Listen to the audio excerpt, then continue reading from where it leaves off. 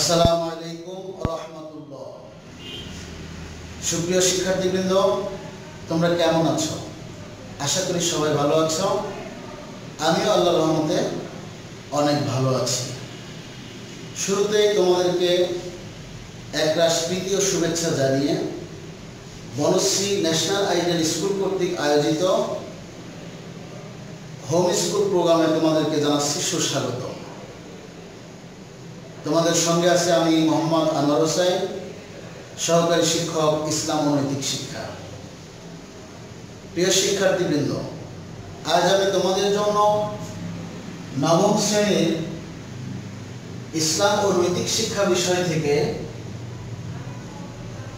অধ্যায় 3-এর একটি গুরুত্বপূর্ণ টপিক নিয়ে হাজির হয়েছি। যে আলোচ্য বিষয়টি তোমাদের সামনে আমি পেশ করছি তা হচ্ছে সালাত। ইসলাম হচ্ছে একটি পরিপূর্ণ জীবন ব্যবস্থা। আমরা জানি আল্লাহ তাআলার হুকুম পালনকে বলা হয় ইবাদত। ইবাদতের মধ্যে প্রধান ইবাদত হচ্ছে সালাত। প্রিয় শিক্ষার্থীবৃন্দ, এই সালাত নিয়েই আমার আজকের আলোচনা। তোমরা বোর্ডের দিকে লক্ষ্য রাখো যে আমি সালাত বিষয় নিয়ে বিভিন্ন পয়েন্ট আকারে টপিকটি আমি নির্ধারণ করেছি। প্রথমে আমরা সালাত সম্পর্কে জানব, এরপরে সালাতের সামাজিক গুরুত্ব, তারপরে রয়েছে ধর্মীয় গুরুত্ব, নমুনা প্রশ্ন, সৃজনশীল। এগুলো আমি তোমাদের সামনে পর্যায়ক্রমে বিস্তারিত আলোচনা করবো ইনশাআল্লাহ। তোমরা সবাই মনোযোগী হবেন। এখন আলোচনার দিকে তোমরা লক্ষ্য করো। প্রথমে সালাত, সালাতের পরিচয়। সালাত আরবি শব্দ, এর ফার্সি প্রতিশব্দ হলো নামাজ। এর অর্থ দোয়া, ক্ষমা প্রার্থনা করা ও রহমত বা দয়া কামনা করা। যেহেতু সালাতের মাধ্যমে বান্দা প্রভুর নিকট দোয়া করে, দয়া ও ক্ষমা প্রার্থনা করে থাকে, তাই একে সালাত বলা হয়। প্রিয় শিক্ষার্থীবৃন্দ, সালাত হচ্ছে ইসলামের অন্যতম একটি ভিত্তি। আমরা জানি ইসলামের 5টি ভিত্তি রয়েছে। রাসূল সাল্লাল্লাহু আলাইহি ওয়াসাল্লাম এই ব্যাপারে বলেছেন, বুনিয়াল ইসলাম আলা খামসিন শাহাদাতি আল্লা ইলাহা ইল্লাল্লাহু ওয়া আন্না মুহাম্মাদার রাসূলুল্লাহ ওয়া ইকামিস সালাতি ওয়া ইতাইজ যাকাতি ওয়া সাওমি রমাদানা ওয়াল হজ্জি। সহিহ বুখারী। এই হাদিসের অর্থ হলো ইসলামের ভিত্তি 5টি, আর তা হলো এই কথা সাক্ষ্য দেয়া যে আল্লাহ ছাড়া কোনো ইলাহ নেই, মুহাম্মদ সাল্লাল্লাহু আলাইহি ওয়াসাল্লাম আল্লাহ তাআলার প্রেরিত রাসূল। সালাত প্রতিষ্ঠা করা এবং যাকাত আদায় করা, রমজান মাসে রোজা রাখা এবং হজ আদায় করা, এগুলো হচ্ছে ইসলামের ভিত্তি। এর মধ্যে 2 নম্বরে আসছে সালাতের কথা। প্রিয় শিক্ষার্থীবৃন্দ, সালাত এমনই এক গুরুত্বপূর্ণ ইবাদত যে হাদিসের মধ্যে বলা হয়েছে, আউয়ালু মা ইউহাসাবু বিহিল আবদু ইয়াউমাল কিয়ামাতিস সালাত। তিরমিজি শরীফের একটি গুরুত্বপূর্ণ হাদিস।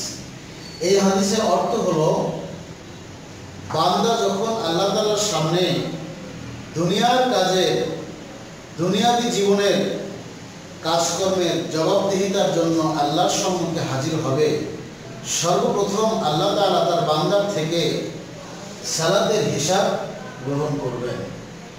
এতেই বোঝা যাচ্ছে সালাত কত গুরুত্বের দাবি রাখে। প্রিয় শিক্ষার্থীবৃন্দ, আল্লাহ তাআলা সালাত সম্পর্কে দ্ব্যর্থহীন ভাষায় ঘোষণা করেছেন। খেয়াল করো, আমি আয়াতটি লিখে দিয়েছি, তা হচ্ছে ইন্নাস সালাতা তানহা আনিল ফাহশাই ওয়াল মুনকার, সূরা আনকাবুত আয়াত 45। এর অর্থ হলো নিশ্চয়ই সালাত যাবতীয় অশ্লীলতা থেকে মানুষদেরকে ফিরিয়ে রাখে। তার মানে হচ্ছে মানুষকে পবিত্র করার একটি উত্তম মাধ্যম হচ্ছে সালাত। প্রিয় শিক্ষার্থী বৃন্দ, সালাতের অনেক গুরুত্ব রয়েছে, ধর্মীয় গুরুত্ব রয়েছে, সামাজিক গুরুত্ব রয়েছে, রাজনৈতিক গুরুত্ব রয়েছে, আরও অনেক গুরুত্ব রয়েছে। তো আমি এখানে ধর্মীয় গুরুত্ব তোমাদের সামনে তুলে ধরব। পাঠ্য বইতে ধর্মীয় গুরুত্ব সম্পর্কে আলোচিত হয়েছে, আবার সামাজিক গুরুত্ব সম্পর্কেও পাঠ্য বইতে তুলে ধরা হয়েছে। তাই আমি এই দুইটি পয়েন্টের উপরে আমি সালাতের গুরুত্ব ব্যাখ্যা করব, তোমরা মনোযোগ দাও। প্রিয় শিক্ষার্থীবৃন্দ, ধর্মীয় গুরুত্ব। সালাত এমন একটি গুরুত্বপূর্ণ ইবাদত যে আল্লাহ তাআলা নৈকট্য লাভের সবচেয়ে উত্তম মাধ্যম হচ্ছে সালাত। বান্দা এবং আল্লাহ তাআলার মধ্যে ভালোবাসার সর্বোচ্চ মধ্যস্থতা দানকারী জিনিস হচ্ছে, ইবাদত হচ্ছে সালাত। সালাত সম্পর্কে আমরা যদি হাদিসের দিকে দৃষ্টিপাত করি তাহলে রাসূল সাল্লাল্লাহু আলাইহি ওয়াসাল্লাম সালাতের ধর্মীয় গুরুত্বের ব্যাপারে অনেকগুলো কথা বলেছেন। তার মধ্যে একটি হাদিস যা তাবারানী হাদিস গ্রন্থের মধ্যে উল্লেখিত হয়েছে, মুহাম্মদ সাল্লাল্লাহু আলাইহি ওয়াসাল্লাম বলেছেন, যে ব্যক্তি মনোযোগ সহকারে সালাত আদায় করবে, এই সালাত ওই ব্যক্তির জন্য কিয়ামতের মাঠে নূর বা দলিল হবে।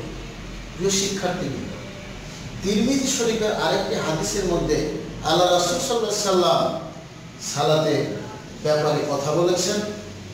একদা রাসূল সাল্লাল্লাহু আলাইহি ওয়াসাল্লাম তার সাহাবীদেরকে লক্ষ্য করে বললেন, জিজ্ঞেস করলেন, যদি কারো বাড়ির পাশে প্রবাহিত নদী থাকে আর ওই নদীতে কোনো ব্যক্তি দিনে 5 বার গোসল করে, তাহলে তার গায়ে কি কোনো ময়লা থাকবে?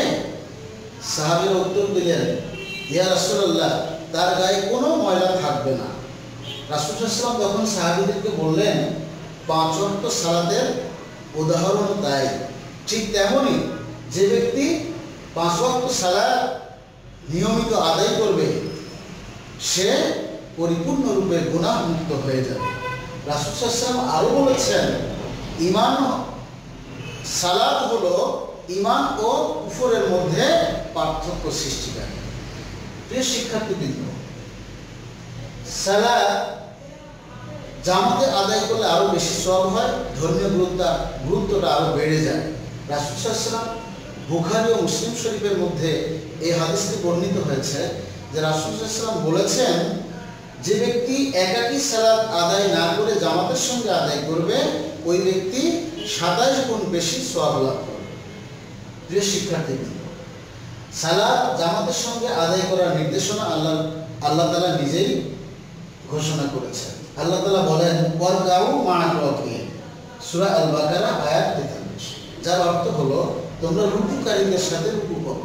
অর্থাৎ এখানে সমবেত হয়ে জামাতবদ্ধ হয়ে সালাত করার দিক নির্দেশনা প্রদান করা হয়েছে। প্রিয় শিক্ষার্থীবৃন্দ, আমি তোমাদের ধর্মীয় গুরুত্বের কিছু দিক তুলে ধরলাম। এবারে সালাতের সামাজিক গুরুত্ব। সামাজিক গুরুত্ব যদি আমরা বিশ্লেষণ করতে যাই তাহলে সালাত যে কী ভূমিকা পালন করে তা অবিস্মরণীয়, এক আশ্চর্যজনক ব্যাপার। প্রথমে আমি সামাজিক গুরুত্ব মূল পয়েন্টের আলোচনাকে আমি বিশ্লেষণ করার জন্য 4টি সাব পয়েন্ট নির্ধারণ করেছি, যার সম্পর্কে আমি সংক্ষিপ্ত আকারে তোমাদেরকে ধারণা দেওয়ার চেষ্টা করব। তোমরা অবশ্যই মনোযোগ সহকারে সামাজিক গুরুত্বের আলোচনাটি শুনবে। প্রিয় শিক্ষার্থীবৃন্দ, প্রথম সাব পয়েন্ট হচ্ছে নেতা নির্বাচন ও তার অনুসরণ। অর্থাৎ সালাত যেহেতু জামাতের সঙ্গে আদায় করতে হয়, তাহলে জামাতবদ্ধভাবে সালাত আদায় করতে হলে একজন ইমামের প্রয়োজন হয়। আর যারা জামাতে নামাজ আদায় করে তারা একজন নেতা নির্বাচন করে। নেতা নির্বাচনের ক্ষেত্রে একটি নীতিমালা রয়েছে, যার ইসলাম সম্পর্কে জানাশোনা ভালো আছে, যার নৈতিক চরিত্র ভালো, এরকম একজন গুণসম্পন্ন পরিপূর্ণ নৈতিক চরিত্রের অধিকারী একজন মানুষকে খুঁজে বের করে মুসল্লিগণ নেতা নির্বাচন করে থাকেন, আর এই নেতা পরিপূর্ণ অনুসরণ করে থাকেন মুক্তাদিগণ। তাহলে আমরা এখানে যে সামাজিক গুরুত্ব রয়েছে এই নেতা নির্বাচন অনুসরণের মধ্যে, সেটা হচ্ছে এরকম যে নামাজে যেমন একজন নেতার প্রয়োজন হয় আর তার আনুগত্যের জন্য মুক্তাদির প্রয়োজন হয়, তেমনি পরিবারে, সমাজে, রাষ্ট্রে এই জীবনগুলো সঠিকভাবে পরিচালনা করতে হলে একজনকে নেতৃত্ব দিতে হবে, আর সেই নেতার আনুগত্য করা প্রয়োজন, যা সালাত থেকেই পাওয়া যায়। প্রিয় শিক্ষার্থীবৃন্দ, এবারে সময়ের গুরুত্ব শেখায় সালাত। সময় অর্থাৎ 5 ওয়াক্ত সালাত আদায় করার জন্য নির্দিষ্ট একটা সময় নির্ধারণ করা হয়েছে। ফজরের একটা সময়, জোহরের একটা সময়, এভাবে করে আসর, মাগরিব, এশার নির্দিষ্ট সময় নির্ধারণ করা হয়েছে। যারা 5 ওয়াক্ত সালাত আদায় করেন তারা সময়ের প্রতি সজাগ দৃষ্টি রেখে প্রতিটা ওয়াক্ত নির্ধারিত সময়ে তারা সম্পন্ন করার যথাসাধ্য চেষ্টা করে থাকেন এবং তা করেন। তেমনিভাবে একজন মানুষ তার পুরো জীবনে তার জীবনের প্রতিটা কাজেই সে সময়ের প্রতি লক্ষ্য রেখে যখন যে কাজগুলো প্রয়োজন সে সময় এর গুরুত্ব অনুধাবন করে সেই কাজগুলো সময় মতো করে থাকে, যা জামাতে সালাত একজন ব্যক্তিকে এই সময়ের জ্ঞান শিখিয়ে দিয়েছে বা দিয়ে থাকে। প্রিয় শিক্ষার্থীবৃন্দ, এরপরে শৃঙ্খলা বোধের শিক্ষা দেয়। সালাত এমনই একটা ইবাদত যেখানে শৃঙ্খলা বোধের সর্বোচ্চ নমুনা পেশ করা হয়েছে। তোমরা দেখে থাকবে যে জামাতে যখন সালাত আদায় করা হয় তখন নেতা যখন যা করে মুক্তাদিরা সঙ্গে সঙ্গে সেই কাজগুলোই করেন। মুক্তাদিগণ, মুসল্লিগণ কখনো এলোমেলোভাবে সালাতের কাজগুলো সম্পন্ন করেন না। শৃঙ্খলার সাথে তারা নামাজের ফরজ, ওয়াজিব, সুন্নাত, নফল সবগুলোই ইমামকে অনুসরণ করে এক নিয়মে, এক সিস্টেমে করে থাকেন। তাহলে আমরা এর থেকে ধারণা পেলাম যে সালাতই একমাত্র মানুষকে শৃঙ্খলাবদ্ধ হতে উদ্বুদ্ধ করে থাকে এবং তা শেখায়। প্রিয় শিক্ষার্থীবৃন্দ, আরেকটি গুরুত্বপূর্ণ পয়েন্ট তা হচ্ছে সাম্যের ধারণা ও ভ্রাতৃত্ব বোধ তৈরি করে। সামাজিক জীবন মানেই মানুষকে মিলেমিশে থাকার একটা ব্যবস্থা। প্রিয় শিক্ষার্থীবৃন্দ, মিলেমিশে থাকার যে অনুভূতি এটা জামাতে সালাত থেকেই পাওয়া যায়। মসজিদে যখন মুসল্লিগণ জামাতে সালাত আদায় করতে যান তখন সেখানে কোনো ভেদাভেদ থাকে না। ধনী গরিব, সাদা কালো, লম্বা বেটে সমস্ত শ্রেণীর মানুষই মসজিদে গিয়ে জামাতে যখন সালাত আদায় করে বা জামাতবদ্ধভাবে যখন সালাতে অংশগ্রহণ করে সেখানে ধনী গরিব সবাই অর্থাৎ সকল শ্রেণী পেশার মানুষ কাতারবন্দি হয়ে তারা এক ইমামকে অনুসরণ করে তারা নামাজ সম্পন্ন করে। এই সাম্যের যে ধারণা এটা সালাত থেকেই পাওয়া যায়। এটা ইসলামের একটা অনন্য বৈশিষ্ট্য যে সালাত, জামাতে নামাজ এটার গুরুত্ব অনুধাবন করে এই ব্যবস্থাটা করেছে ও ভ্রাতৃত্ব বোধ তৈরি করেন।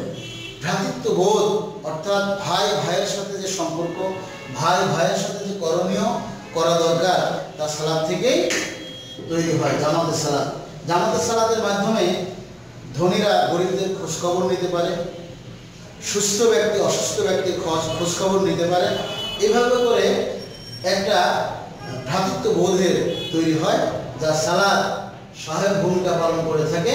তাই সালাতকে ইসলামের প্রধান আনুষ্ঠানিক ইবাদত হিসেবে ঘোষণা করা হয়েছে। প্রিয় শিক্ষার্থীবৃন্দ, আমি এতক্ষণ সালাতের পরিচয়, সালাতের ধর্মীয় গুরুত্ব, সালাতের সামাজিক গুরুত্ব এই বিষয় নিয়ে আলোচনা করলাম।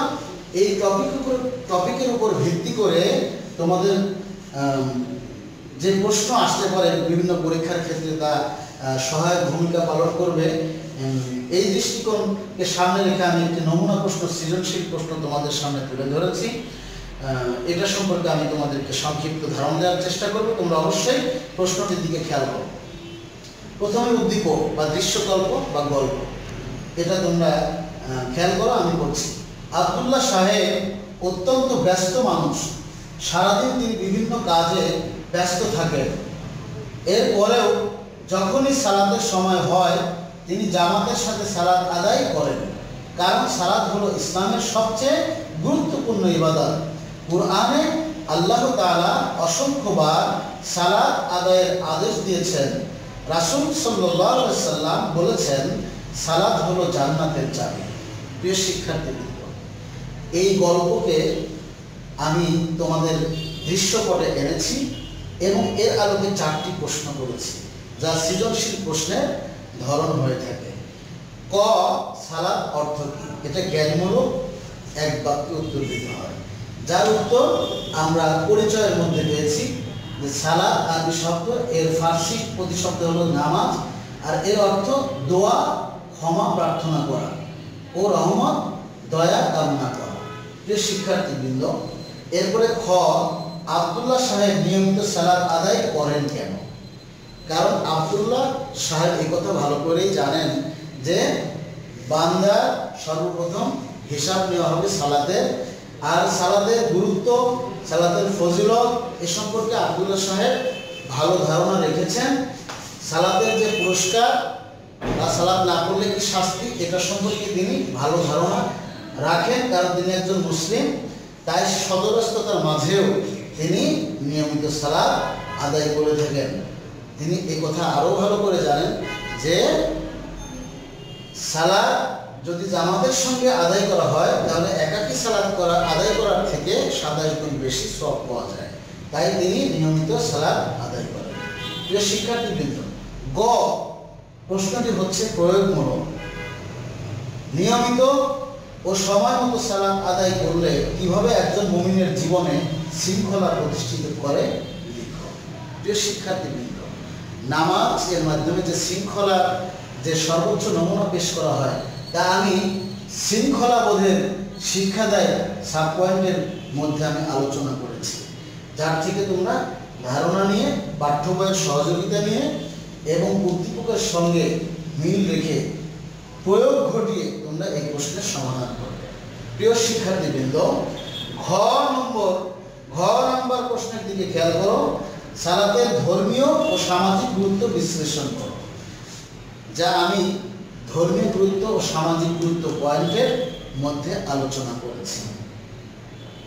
তোমরা অবশ্যই আলোচনা থেকে উপকৃত হয়েছ, তাই তোমরা পাঠ্য বই থেকে আরও সহযোগিতা নিয়ে এখানে ঘ প্রশ্নের উত্তর, যা উচ্চতর চিন্তন দক্ষতা শক্তি তোমাদের বাড়াবে, তোমাদের নিজেদের জ্ঞান দক্ষতাও যাচাই হবে।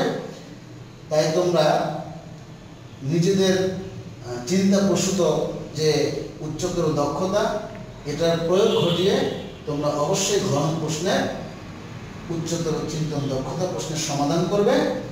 তাহলে তোমরা অবশ্যই এই আলোচনা থেকে উপকৃত হবে। প্রিয় শিক্ষার্থীবৃন্দ, আমি তোমাদের জন্য বাসার কাজ দিয়েছি, তা হচ্ছে ক ও খ প্রশ্নের সমাধান। আমি যে নমুনা প্রশ্ন করেছি এখানে ক ও খ এই দুইটি যে প্রশ্ন করা হয়েছে এই প্রশ্নের সমাধান আমি বলে দিয়েছি। এরপরে তোমরা পাঠ্য বইয়ের সহযোগিতা নিয়ে এই হোমওয়ার্কটি সম্পূর্ণ করবে। হোমওয়ার্কের যে নীতিমালা বা এর যে নিয়ম আমাদের বংশী ন্যাশনাল স্কুল কর্তৃপক্ষ দিয়েছে, তা হচ্ছে প্রতি রবিবারে তোমাদেরকে হোমওয়ার্ক খাতা অভিভাবকদের মাধ্যমে পৌঁছাতে হবে স্কুলে, এবং পূর্বের খাতাগুলো ওই রবিবারে নিয়ে যেতে হবে। প্রিয় শিক্ষার্থীবৃন্দ, আজ এ পর্যন্তই। আবার অন্য কোনো দিনে অন্য কোনো টপিক নিয়ে তোমাদের সামনে হাজির হব। সে পর্যন্ত তোমরা সুস্থ থাকবে, ভালো থাকবে, বাবা মায়ের কথা মতো চলবে। সবাইকে আবারও ধন্যবাদ জানিয়ে আমি বিদায় নিচ্ছি। আসসালামু আলাইকুম ওয়া রাহমাতুল্লাহ।